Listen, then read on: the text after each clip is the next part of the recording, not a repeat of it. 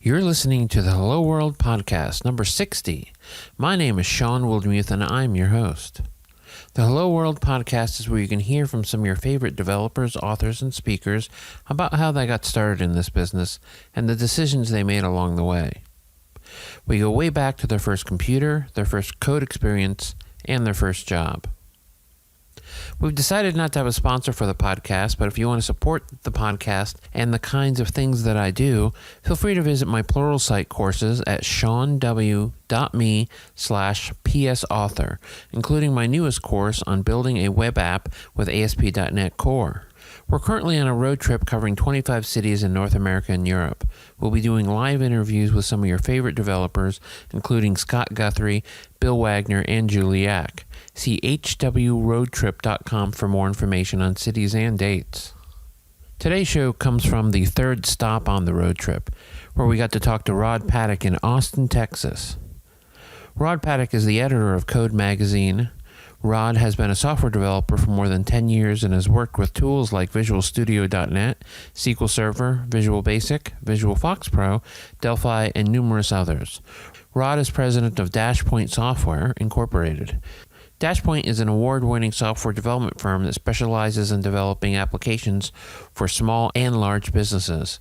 Dashpoint has delivered applications for numerous corporations like Six Flags, First Premier Bank, Intel, Microsoft, and the U.S. Coast Guard. Rod is also VP of Development for SQL Server tools maker Red Matrix Technologies.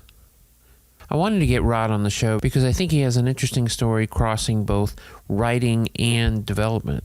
I met Rod a long time ago when he was an editor of one of the number of magazines he's worked with, and he wanted me to write one of my early articles.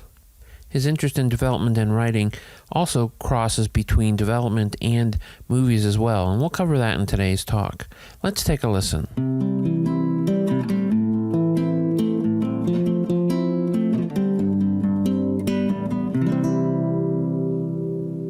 So I'm really happy to have Rod Paddock on the show today. How are you doing? I'm doing great. Thanks for having me. Absolutely. As you know, in this show, we're interested in how you got started. Did you have a computer when you were growing up? Did you have one at school? How did that work? From the time from a young age until high school, I really didn't have a computer at home. Generally, I mooched time on friends' computers. I remember one of my friends, they got a Trash 80. Nice. And we sat and wrote and typed in this Trash 80 with no recorder on it, these programs out of a book to make it do something on the screen, just to make it do anything. So you'd spend an hour doing that, it would do something, and then you'd leave and go ride bicycles. And then in high school is where I really got exposed, where we had the top-notch Apple IIe's with the 80 column cards. For those of you that remember the Apple IIe. And lowercase letters. Yes. Which was a new feature in Apple IIe. And they had dual disk drives, which was awesome because, as soon as we got a hold of the Apple IIe in the lab, it took about half a day to learn how to pirate games. And I think we spent half our time bootlegging games in class with the latest Copy 2 Plus stuff that they came out with that week. That was the whole reason for 2 drives. It was. As far as I was concerned. And it was always, you had to have one person guarding the door and making sure that the teacher didn't walk in. So... Because they had these great screens, those copy apps that were like, look, you're copying it correctly, which is exactly what you didn't want, right? You didn't want the screen showing how good the copy was because invariably someone was going to go... You wanted it to look like you were doing word processing or, something like that. But no, it had to be obvious what was going on. So, and half the time you'd have to rip the disk out in the middle of the copy and then start over as soon as the teacher left again. So that was fun. And were you programming then, or was it really We were doing basic programming. So, I think our senior project that year was to create a little quiz program where you'd come up with an addition, subtraction, multiplication problem. The user would have to type in the answer, and if they got it right, then they got points or something like that. I think that's what the final project was. So the same sort of software you're doing today. I mean, yeah, very similar. Yeah. I'm programming it for iOS and Android now, and that's why I'm broke. I spent the other half of my time working on my Dungeons and Dragons game in class, and I didn't find computers when I was in high school very interesting because you couldn't. The stuff we were learning was really transient data. We never saved it off and brought it back up. It wasn't until college that I actually got experience with that. So I really didn't spend. I wasn't going to be a computer person at all. That was not my goal in life. My goal in life, seriously, was actually to write Dungeons and Dragons games for the company that did it. And like I said, I spent half the time on the word processor in class writing articles for the magazines to get myself into that world. Oh, nice. And you never made a character generator? Because that's the story. We all did that. Yeah. We all did that. And I wrote my share of modules and games and all kinds of stuff on there, and published my first article when I was 17 years old. Oh, so nice. I was definitely in the trajectory to do that.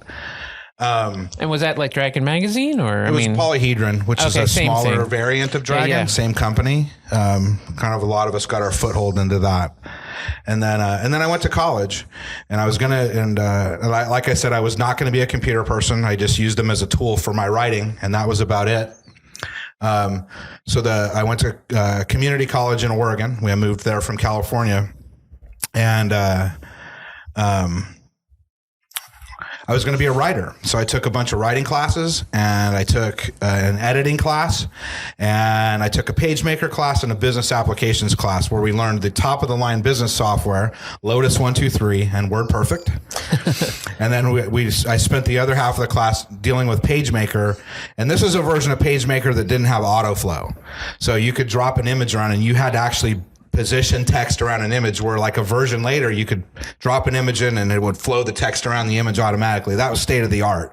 That was cool, because I remember having to pull those little control points, and it was a nightmare. And so one of the things, so this is where I actually, it was the first semester of college that I got into the computer thing more, and decided that writing was not for me at that point, which it is now. I've kind of come full circle, and I do write now. And I took it was in the editing class, and these were I took a senior level class or a second year class my first semester. And so these were people that were getting out of the journalism class, and they were making like $6 and $7 an hour working at radio stations. And this was like the top of their career they were feeling. Wow. And I'm like, yeah, no, this is not for me. And I was really liking the computer classes. So I was learning. So the next semester I took Lotus 1-2-3 Advanced. Yes, and we learned how to do macros. So the / file open, you could actually automate that. You could build menu. We did stuff that was just, against all humanity in Lotus 1-2-3. And way before Windows versions of these apps. We're talking about the blue screen WordPerfect, and we're talking about the Windows black screen. it was around, but not. We were in the DOS world. I mean, we were in a character mode world, and we remained in the character mode world until it was probably 92 or 3, I think, when Windows 3.1 kind of came out, or 3.0.3.1, it really caught on. Yeah. So it was a ways. So I took MS-DOS, and if you read Code Magazine, which I edit now, you'll read my story. You can read a story in there about how DOS almost ended my career. Wow. That was the language that almost did me in. And it is a language, because I couldn't get the damn slashes and dashes and all that stuff right. I would read the book, and it wouldn't work. And so the teacher was like, "Are you reading the book?" And I'm like, "Yeah." And he's like, "Are you coming to the labs?" I'm like, "Well, I'm just reading the book and I should get it." And he's like, "No, you have to come and do this stuff." So as soon as I put the book away and started typing it in, it started to lock in that you actually have to apply this stuff. Yeah. So then the next term is when my career really started. It was the third semester of junior college that my career really started. And I think it was the end of my second year, I actually bought my first real computer that I owned off of the teacher, my advisor. Right. It was an NEC multi-speed with an LCD screen with no backlight and 2 720K disk drives in it. That's what I could afford. No hard drive. This just disk drives. 3 1/4, right? The 720? The ones that were in the Mac. Yeah. Right? 3 1/4. The cartridge ones. 3.5. Yeah. 3.5. Yeah. That was the first computer that I actually ever owned. Wow. Yeah. And so then I learned DBase 3. DBase 3 Plus. And then that thing that I remembered in high school is that I didn't think the computers were really useful, because you didn't store anything and bring it back. Databases were it. And I just got it down. And the teacher, he taught this in a really unique way. So how many people here have actually done this? That's not really good for podcasts, is it? Right? No, you can. You can make them cheer. How many people, by a sound of applause, how many people here actually worked in DBase 3+? Wow. How about Foxbase Plus or Fox Pro DOS? How many people have you heard of DOS? Okay, that makes me feel better. There we go. They've heard of DOS. Yes, it's this old ancient operating system with I characters. actually started on DBase 2, which much later I learned why it was called DBase 2. I don't know if you've ever heard the story, but Ashton Tate didn't want people to think it wasn't a mature product. There was no DBase 1. The first product out of the door was DBase 2, so it sounded like it had been through, which it clearly wasn't. Yeah, no. Yeah, and Ashton Tate, those were the days. Ashton Tate. Yes. That's a memory in my head that I'm never going to get reclaimed for reuse. Yep. So basically, if you understand DBase 3+, and this is the first language that I really used, it had two basic concepts in it. It had commands, which did things, and functions. And a function would be just like any function in any language today. You know, you could do mods, you could do, rounding off to integers, rounding, all that. Those were functions. So he basically had us get this book, and he taught us A through Z, commands, and functions.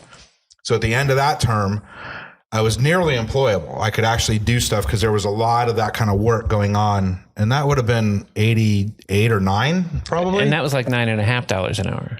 Yeah. Actually, I think when I was in Oregon, I think I was on salary, but when I did the math by the hour, I was making about $8.15 an hour, which in Oregon, that was actually pretty good. Cause when I was in college, I was making $3.50 an hour flipping burgers in a restaurant. So I was making it, I was double what you had been making. I could afford an apartment by the railroad tracks at that point, and that's no joke.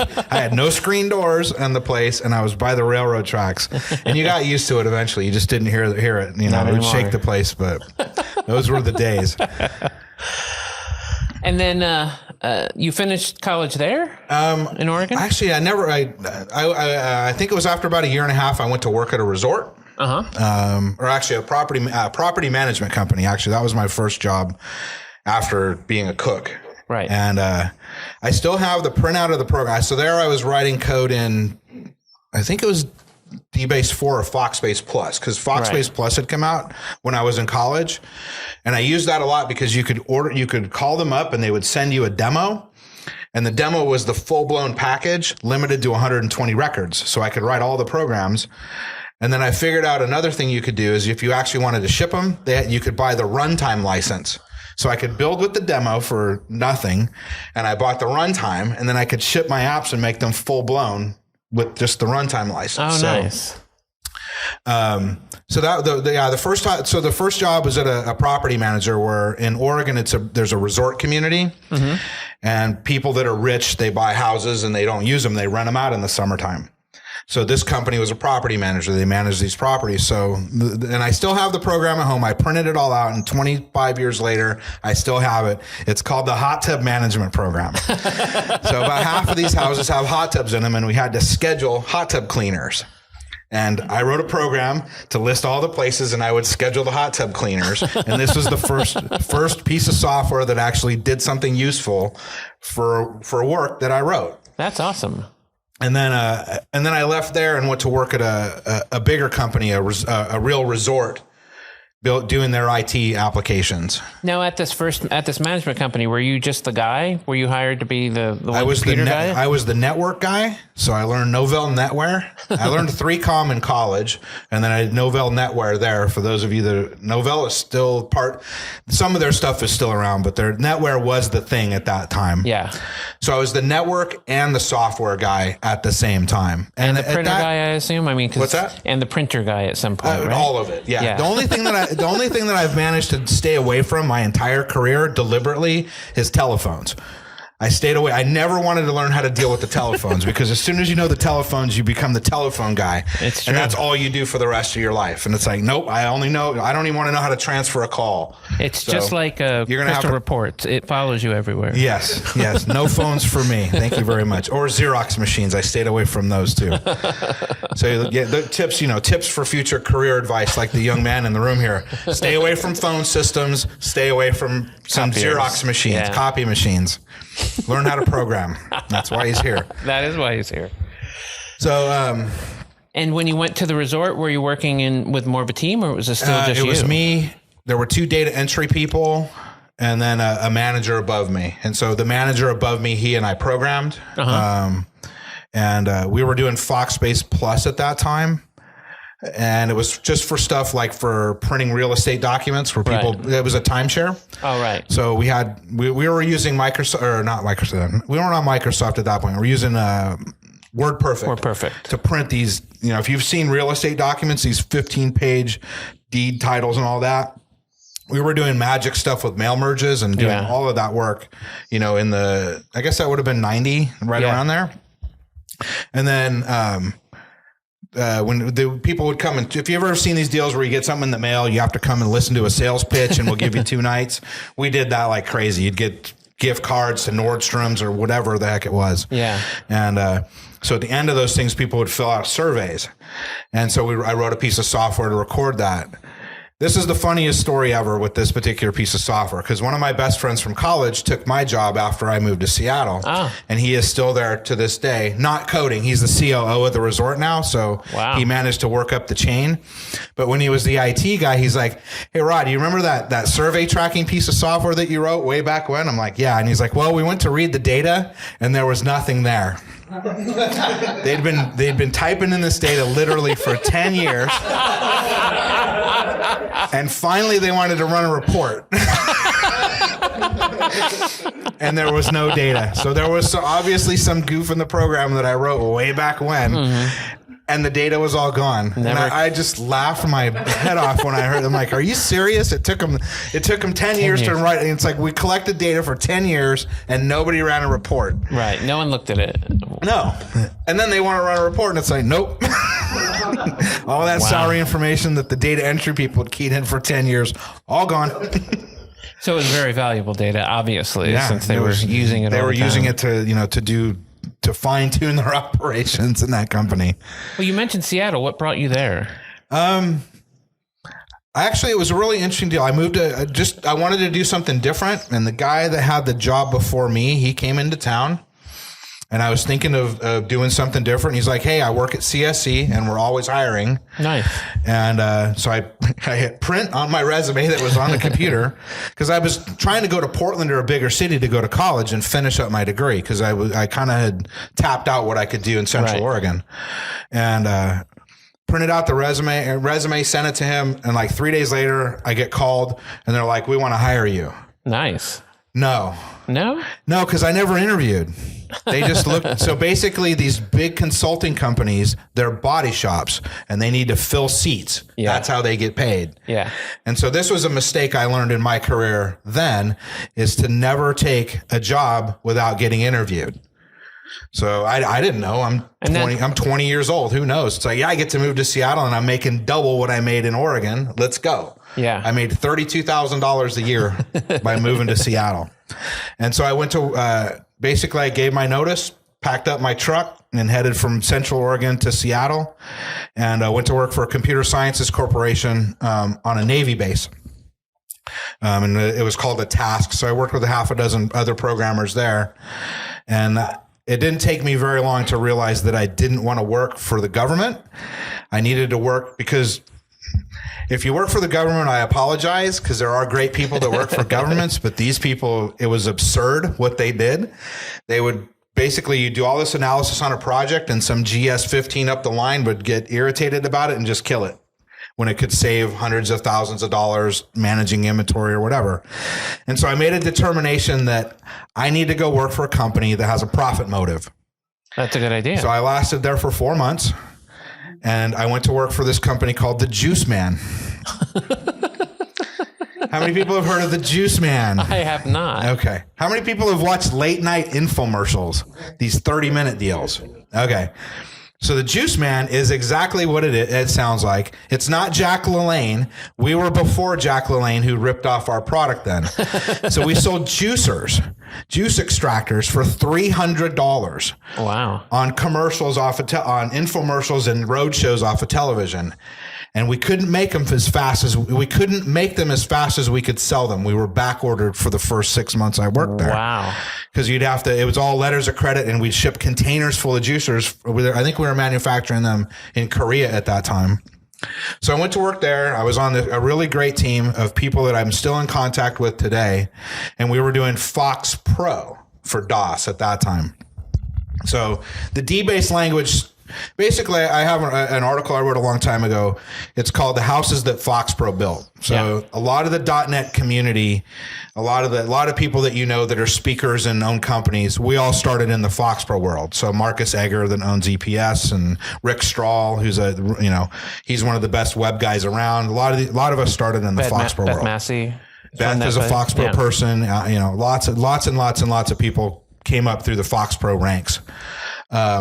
So anyway, so we were running 386 diskless workstations there, and we bought the best servers that we could get, and we were doing amazing stuff with DOS-based software at the time, and that's where I really learned how to. We were very competitive. Me and the other developers in the room, we would beat the heck out of each other when we were working on problems. You'd get a thing that you were working on, and you have to do all the analysis and your potential design, and then you had to hit the whiteboard.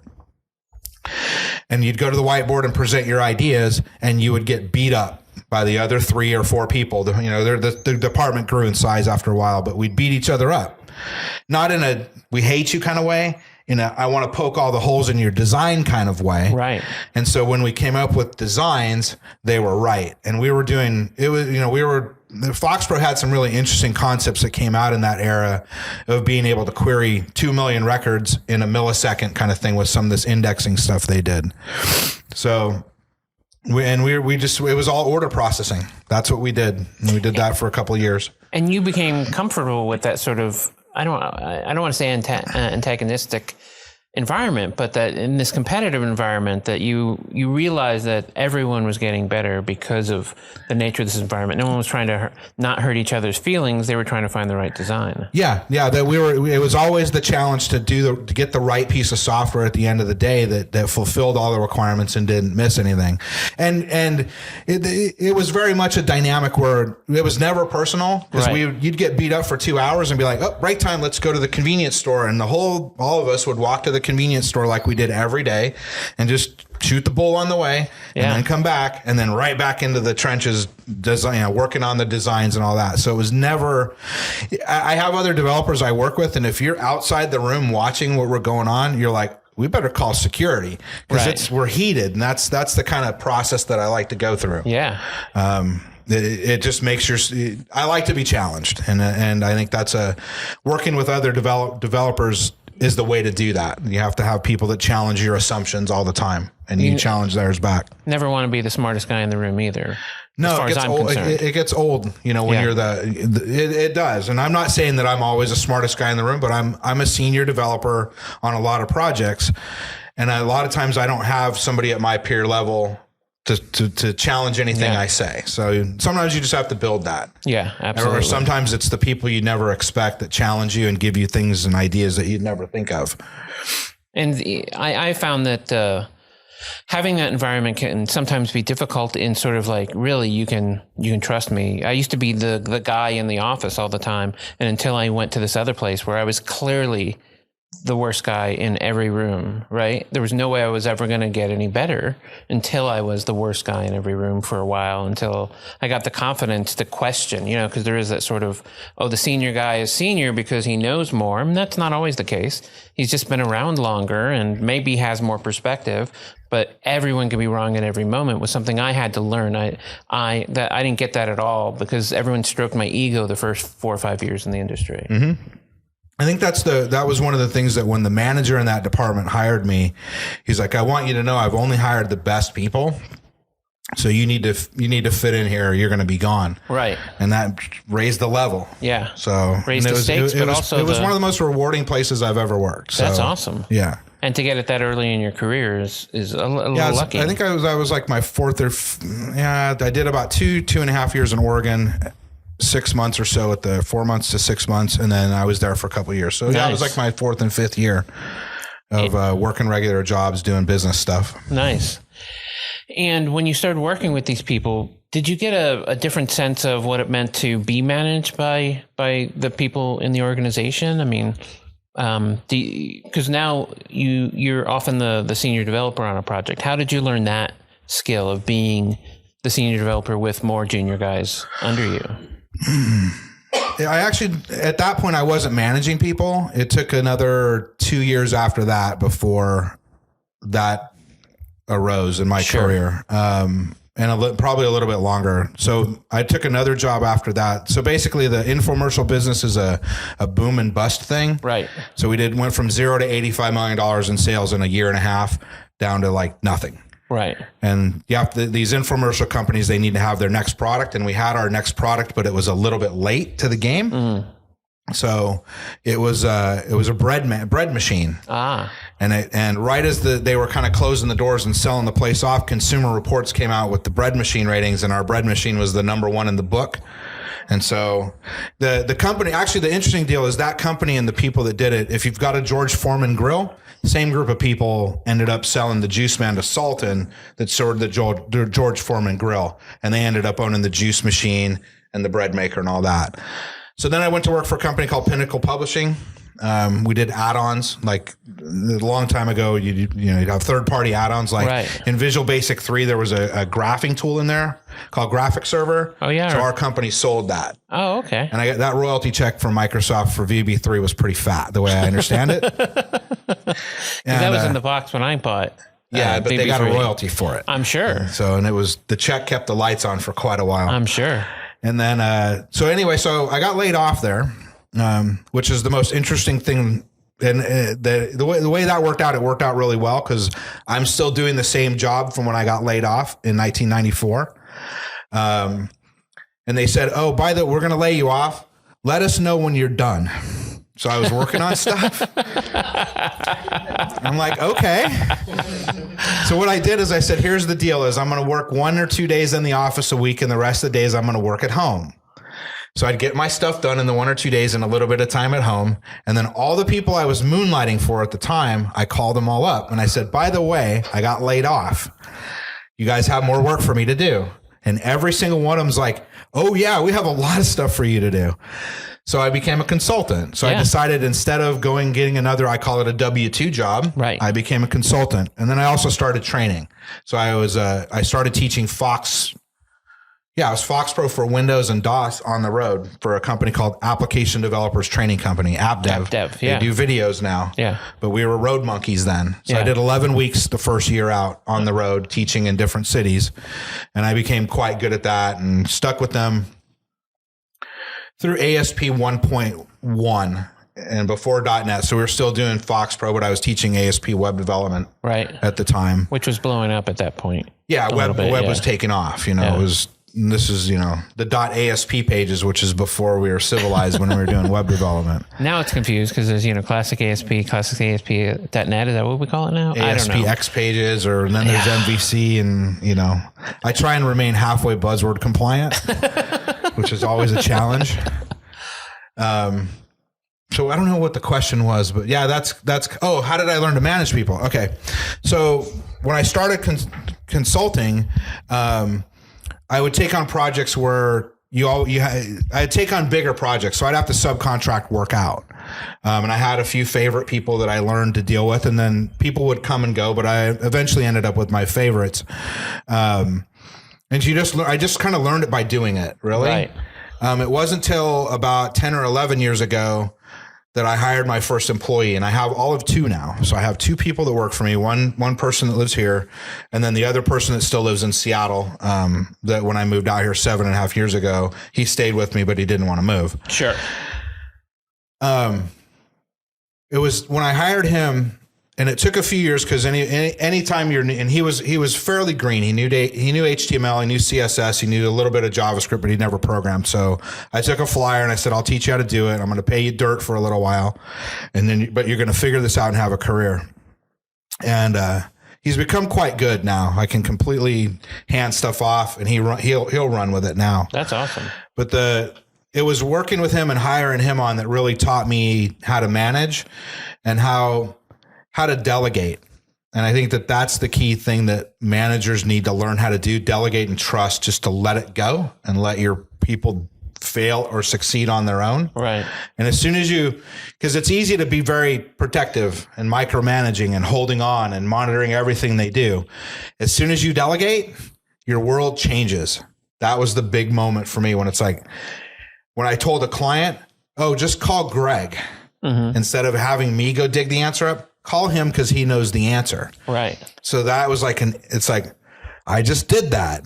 I just delegated something that I didn't have to do the work myself. And then that's where you grow as a manager. So, I only manage a couple of people, you know, and then we have probably half a dozen projects going at any given time. So I guess that's when I just sort of learned it by being part of it. And then some of my clients, I am kind of the senior advisor on their teams and I just work with their other developers. Sure. It's an interesting skill to me because, there's this moment that, you know, especially if you spent a lot of years as a developer, that it's more about letting go than learning how to delegate in some cases, because it's, I know they know what they're doing, but are they going to do it the same way I would? Right. And really letting that piece go where you're like, it's going to be fine. And if it's not, I can save it, right? You could always jump in find someone else to take it over or whatever. But that leap of trust is difficult because, you know, and maybe this is more about me than anything, but I've spent a lot of years trying to get people to stroke my ego about how good I am at software until I went back and looked at my software, and then I realized that was all bullshit. I'll send you a screenshot of some of my first code. I have it. It's like literally the first thing I wrote as a career thing. And I at least I think there were some comments in there, which was good. So actually I can look at it and get an idea what it was doing. So all the way back in the day. I don't think I did comment until like 6 years in. I had a teacher do that when we were writing DOS batch files. Believe it or not, he made us comment the batch files, what they were doing. And I'm like, why am I doing this? And he's like, just do it. It's like, okay. There's like this whole school of thought now that you don't need to comment code. And I think it's fundamentally wrong. Well, like sometimes code is obvious, but most of the time intent is not. That's interesting. I was taught by sort of my first mentor. He says, commenting isn't about explaining your code to the next guy. Commenting is about writing what you think you're going to do before you write the code. And he sort of formulated this notion in me that I would write out the algorithm of what I was trying to do, and then the code would get inserted into it because it made me think about the problem instead of throwing code at it or throwing Google searches as what happens now at it. I learned that in AutoCAD, believe it or not. Really? Yeah. I remember the instructor. We were doing AutoCAD, and I was a programmer in college, and I took AutoCAD just for grins, just to see what it was all about. And in the 80s, it was enormous. I mean, it's not like today where we think of it as a little more nichey, but that was like the first huge the school was really kind of ahead of the curve on what they were teaching people. And I just took it just for grins because I wanted to learn some technical thing different. Yeah. And he'd give us these problems, draw this room and doing this and that. And from my programming and learning how to do things ahead of time in design, I would sit down with a piece of paper first and figure out what I wanted to do. And I'd go to AutoCAD and go click, click, click, click, click, click, click, and done. Right. He's like, you're the only student I've ever seen actually write it down before you went to the digitizer, I think is what they were called, right? Yeah. Like he clicked on the little thing and it changed the magnetic field or something. I remember the digitizers that we had. So yeah, it's a good habit to, pen it out, whiteboard it, do whatever you do before you sling the code. And I guess comments, and pseudocoding is a good way to go. Yeah. I mean, it's certainly not the only way to go. This came up in an API course I taught, where it was like how to design an API, not how to implement one.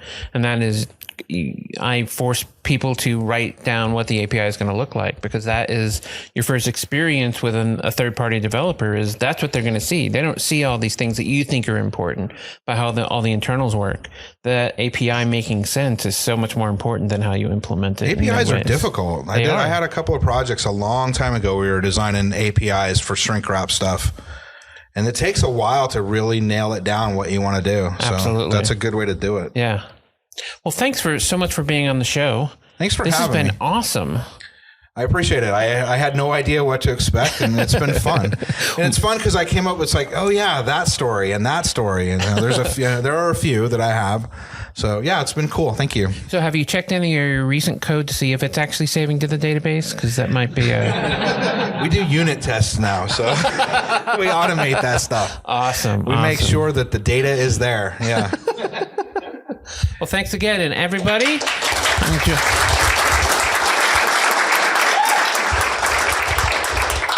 Thank you, Austin.